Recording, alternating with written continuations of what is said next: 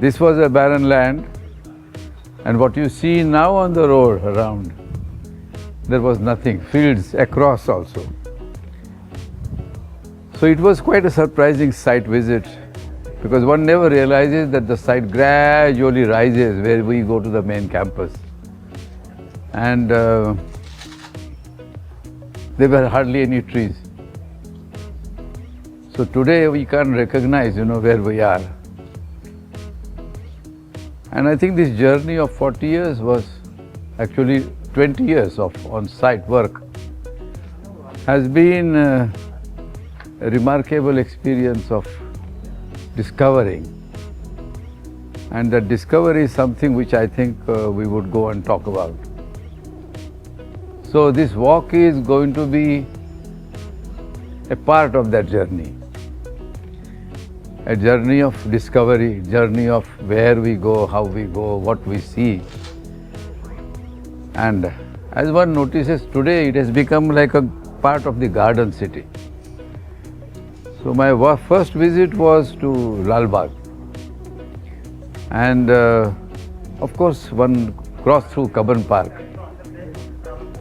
So now I am reminded of those journeys that we are going to walk through the park. And in between you will see the classrooms and other places where you learn and walk through. So I think let's begin our journey. I was remembering Professor N.S. Ramaswamy,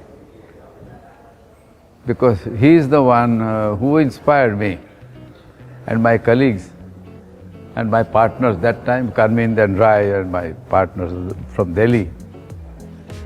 It was a dream of creating a new campus after the IIM Ahmedabad campus. So the whole question was, if IIM campus is very good, which was designed by Louis Kahn, and I was the one who initiated that campus, and I worked with him, with Louis Kahn. So what is it that we can do in Bangalore? So the first lesson is that this is a garden city. So the garden city must have a garden campus, green campus. But will it be a campus or will it be an ashram or a gurukul? So that there are no pressures. And I think this is how we thought of the journey. So we were thinking about the temples. I had also visited the Madurai temple, and I was wondering about those corridors and the courtyards. And I saw, witnessed, that time, how people rolled, how people came, anxious people came. And some of them I walked with. And I found out that those with whom I walked, there was agony on their face and whatnot. But once they went and went near the deity and came back, they were transformed. So this idea that is it possible that the journey would always make you what you are supposed to be? And that thought lingered. So I think this building is made around corridors, around not closed corridors, not only the roof and columns, but a corridor with green parks, so that you are partly inside and outside. You are constantly in this campus, outside and inside. Wherever you cast your eyes, you will see the gardens.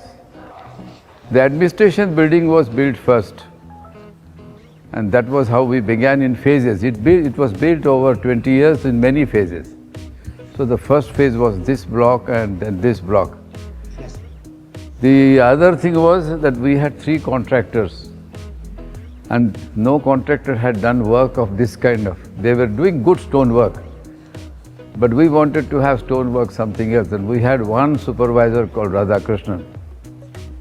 And if you see the work he did, if you go to one end of the corridor or a wall, go up to the other end, and you put a string, it will be in one line. A remarkable engineer, he just passed away 2 years ago.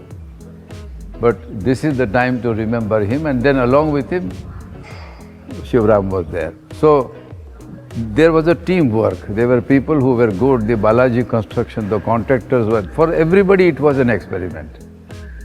And the experiment was like this. For example, when you cast the staircase, how do you cast concrete? How do you really cast these mullions? You know, concrete in Bangalore that time was not that much. It was being done, but not so much. So all these things were experimental. They tried, they initially even lost money, but they thought this is a prestigious place. So if you look at the concrete work, it is not touched. It was built like this. So 30 years, it has stood the test of time. So as you walk, I think even the scale of the place is like a big journey, you know. And then in between you would see glimpses of these gardens. The first phase continued up to there, and this is where the director's office is. And again he has a courtyard, so we will go there and come back. Director and his conference room and everything around here. So every place you will notice that what you see out of the window is garden. And you would see either a reflected stone wall. So when the sun goes down, you get reflected light. So this is a private court for the director and if he has to meet. And one could see from here the pergola, where we are going to go from there at distance. That's the library connection, and then there is the open large ground. Look at the windows. To protect from the sun, the top window comes out, the other window goes slightly in, and the lower window goes still inside.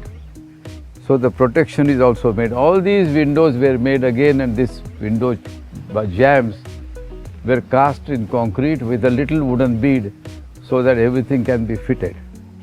So all the new details were new because I had never worked before in stone. So stone joinery and the window which is steel, how do you get it together? And it has to be waterproof. There are basically three materials: concrete, stone and grey stone. Everything is grey. Throughout this campus, there are a couple of elements architecturally. Openings on the sides and change of volume. Single volume, double volume, triple volume.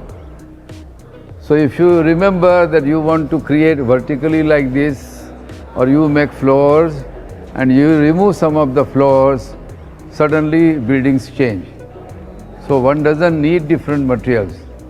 One doesn't need too much to work with. There are no curved walls here. It's very simple building, very easy to build. But the changes, it also gives natural light every place. Imagine this with sunlight. These ribs would cast shadows here, and so the space would change. This is the pergola.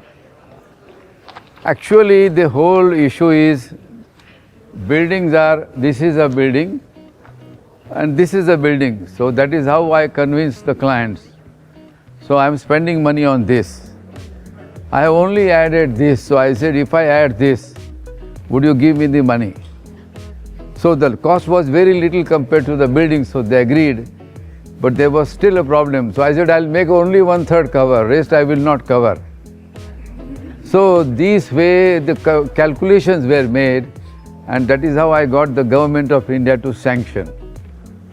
But then the advantages which are to me a surprise is like these creepers, the shadows, and these in between connections.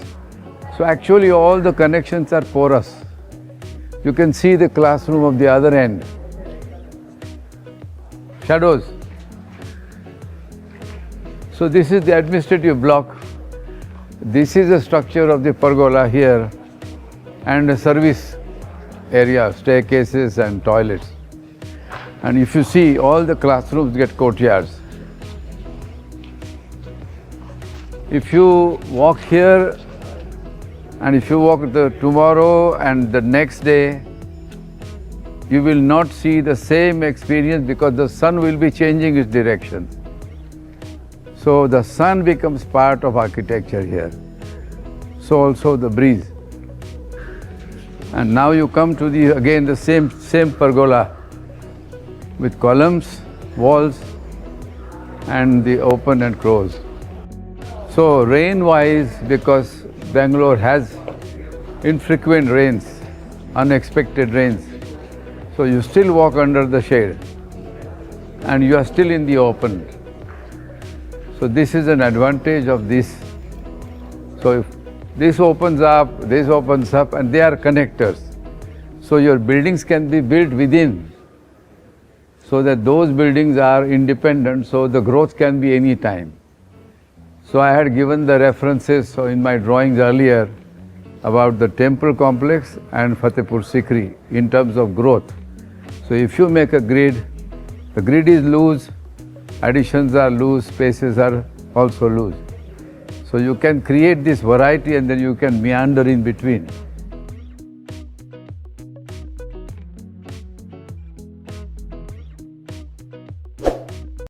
Thank you for watching the full video. Check this project in Archipedia website also.